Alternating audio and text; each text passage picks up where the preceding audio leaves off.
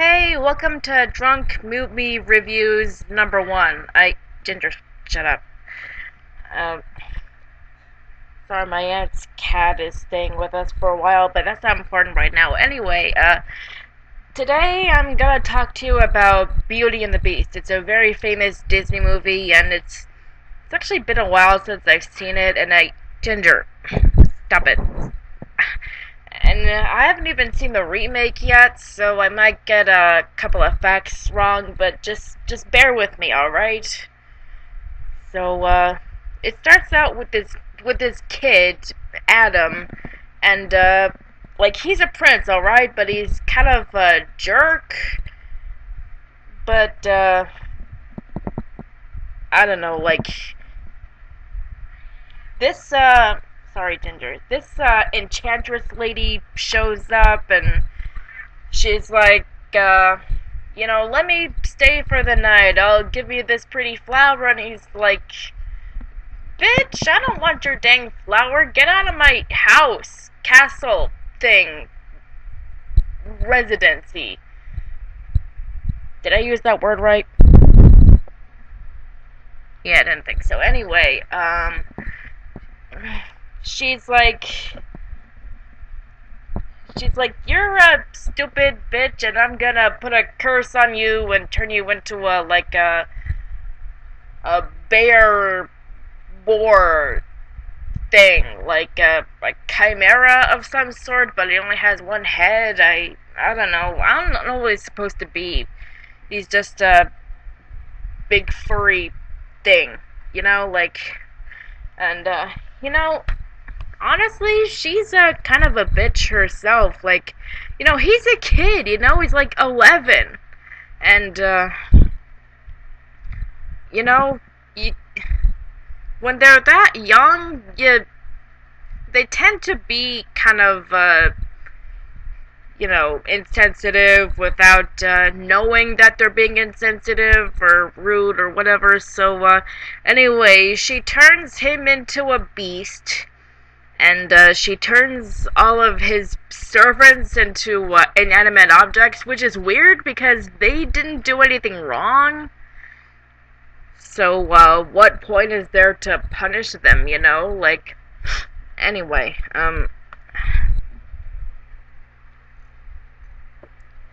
Anyway, fast forward, like, I don't know, 10 years or so, there's, this lady called Belle, and she's really smart, and her dad is really smart too. Like, he's an inventor, and she, I guess, inherited his intelligence because she reads a lot, and she's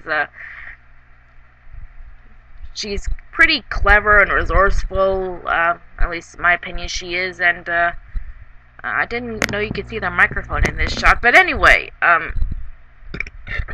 sorry, excuse me, he goes off to this, inventor's fair or whatever, and, he stops off at Adam's castle, which he thinks is abandoned, and he's like, oh, nobody'll mind if I stop by here and take shelter from the rain, because it's raining, and also there are wolves, I think.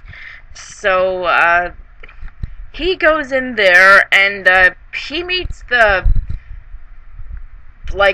two guys, as they call them on TV tropes, like, Lumiere the candelabra and Cogsworth the clock.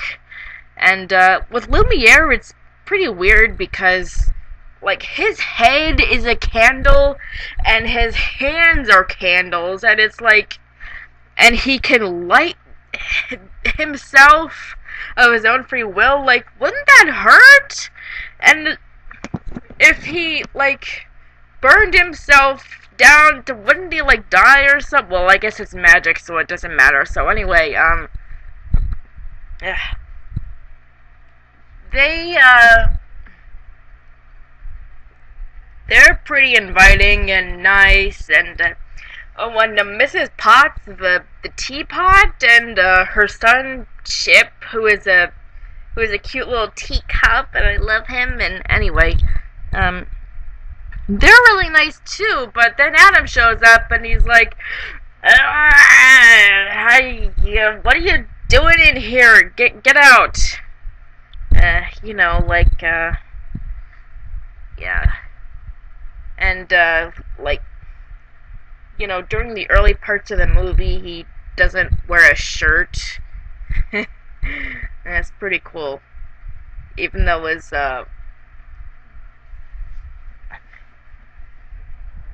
he doesn't really have anything to, like, it's all fur at this point, covers everything. But anyway, Belle's dad, Maurice, gets taken hostage by Adam, and Belle finds out about it, and she goes to the castle like, oh, where's my dad? And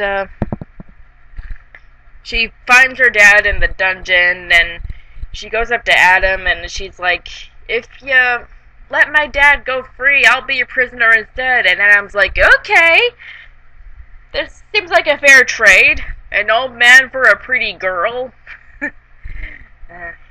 So she's in the castle for a while, and also there's the flower I mentioned earlier. It's a rose, and apparently, if the last petal falls before Adam is able to, I guess, understand what it means to be loved and love in return, like, unconditionally, like, this, if he is able to learn all that, the spell will be broken. But if it doesn't, before the last petal falls off the rose, it won't. But anyway, sorry. So, God, I can't believe I forgot to mention something so crucial to the story. So unlike me. Anyway, she finds out about the rose, and she's like, oh, this is kind of cool, and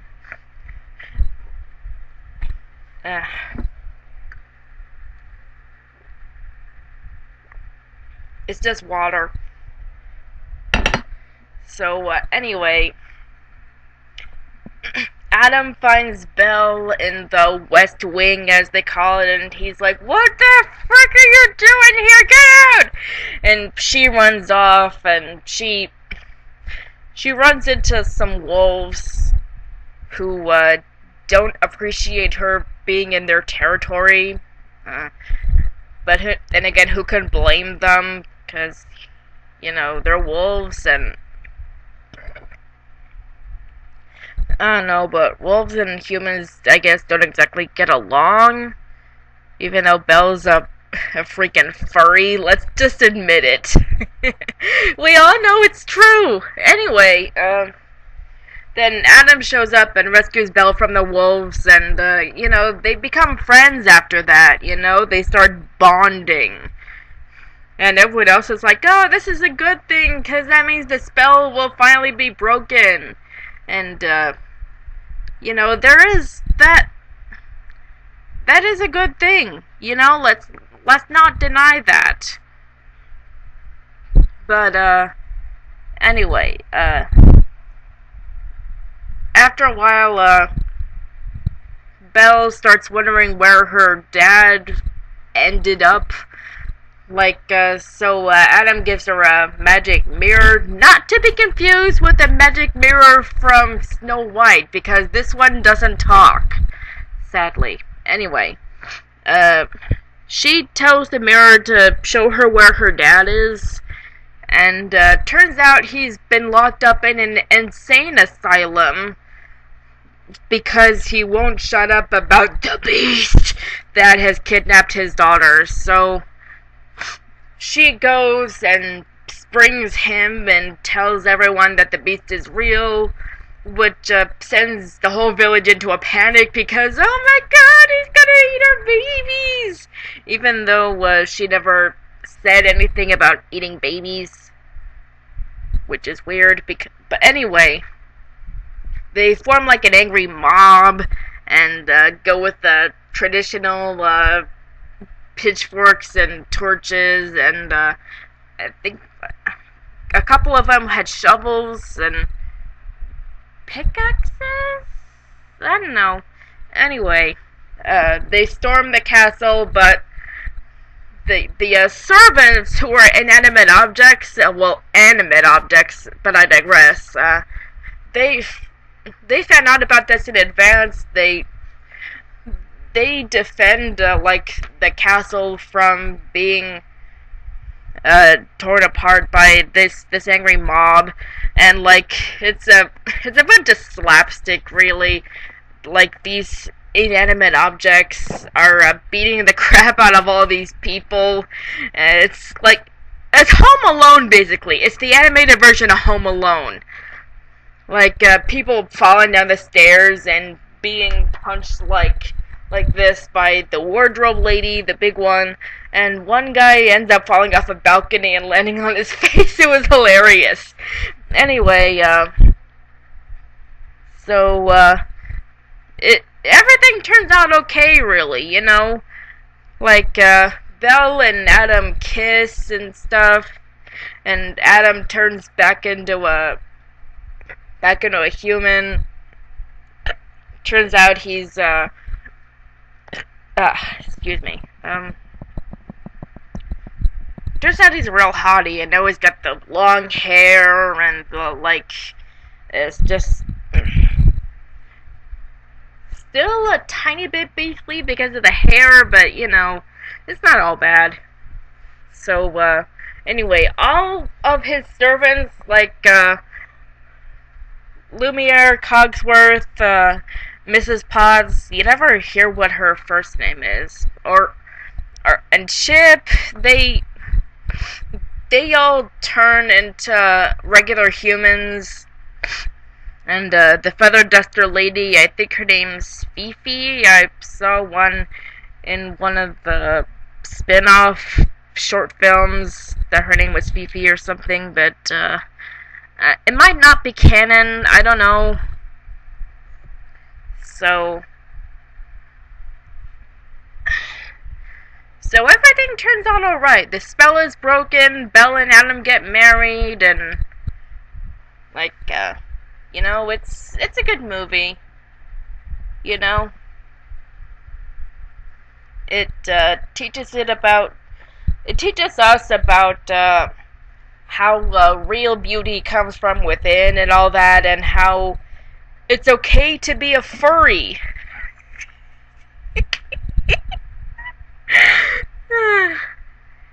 Wow, so,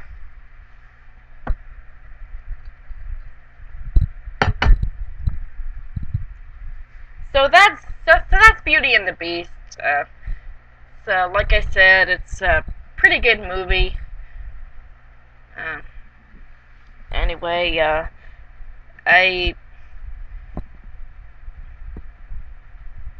this is gonna be a recurring theme for this channel, okay? Like,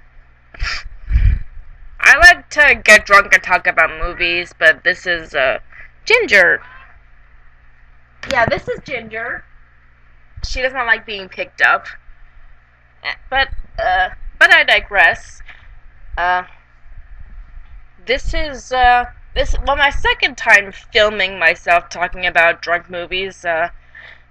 I did The Hunchback of Notre Dame once, but I realized my microphone wasn't plugged in, so hey, no fighting! So anyway,